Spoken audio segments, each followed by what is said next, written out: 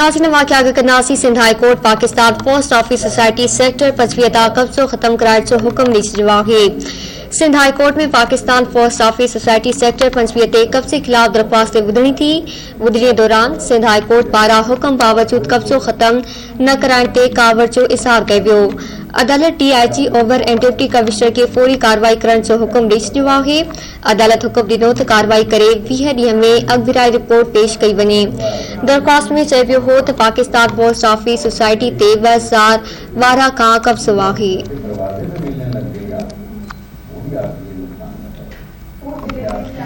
अवां क्या कई पिया। Sindh high court Pakistan post office society sector 25 तां कब्ज़ो ख़त्म कराइण जो हुक्म ॾेई छॾियो आहे।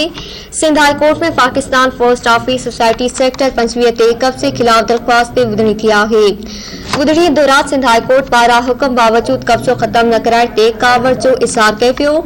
अदालत DIG ओवर ऐं डिप्टी कमिश्नर खे फौरी कार्रवाई करण जो हुक्म ॾेई छॾियो आहे। अदालत हुक्म ॾिनो त कार्रवाई करे 20 ॾींहं में अॻिराई रिपोर्ट पेश कई वञे। दरख़्वास्त में चयो वियो हो त पाकिस्तान पोस्ट ऑफिस सोसाइटी ते 2012 खां कब्ज़ो आहे।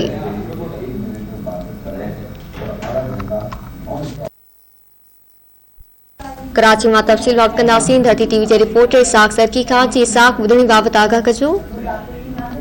जी बिल्कुल मारवी। ॾिसो, सिंध हाई कोर्ट में Pakistan post office society sector 25 ते कब्जे वारो मामलो आहे, जंहिंमें अदालत पारां हुकुम ॾियण जे बावजूद जेके कब्ज़ो आहे उहो जेको आहे धुरियूं ख़त्म कराइण में नाकाम थी चुकियूं आहिनि, जंहिंमें DIG ईस्ट ऐं डिप्टी कमिश्नर को अदालत जेको आहे फौरी कार्रवाई करण जो हुकुम ॾेई छॾियो आहे। कार्रवाई करण खां पोइ जेको आहे 20 ॾींहंनि में अमल दरामद जेकी रिपोर्ट आहे उहा बि अदालत जेको आहे पेश करण जो हुकुम ॾेई छॾियो आहे, जंहिंमें पोस्ट ऑफिस सोसाइटी पारां सेक्टर 25 में जेको 2012 को कब्ज़ो आहे इहो दरख़्वास्त गुज़ार अदालत खे ॿुधायो आहे, जॾहिं त हिकु साल पहिरियों बि अदालत पारां कब्ज़ो ख़ाली करण जो हुकुम ॾिनो हो, पर उते अमल दरामद अञा ताईं नाहे थी सघियो, जंहिंमें DC ईस्ट ऐं SSC ईस्ट ऐं ॿियनि खे जेको अदालत ते जेको कब्ज़ो ख़ाली करण जे लाइ हुकुम ॾिनो हुयो, उते अमल दरामद नाहे थी सघियो। ॿुधायो पियो वञे त 1200 खां वकील जेके मुतासिर ख़ानदान आहिनि उहे पंहिंजे हक़ जे लाइ जेको आहे दरबदर आहिनि। इहो दरख़्वास्त गुज़ार जो चवणु आहे, जॾहिं त पोस्ट ऑफिस सोसाइटी इंतज़ामिया पारां जेको आहे पंहिंजे हक़ लाइ जेको अदालत सां रुजू करे वरितो आहे। दरख़्वास्त गुज़ार जो चवणु आहे, जंहिंमें अॼु अदालत पारां इहो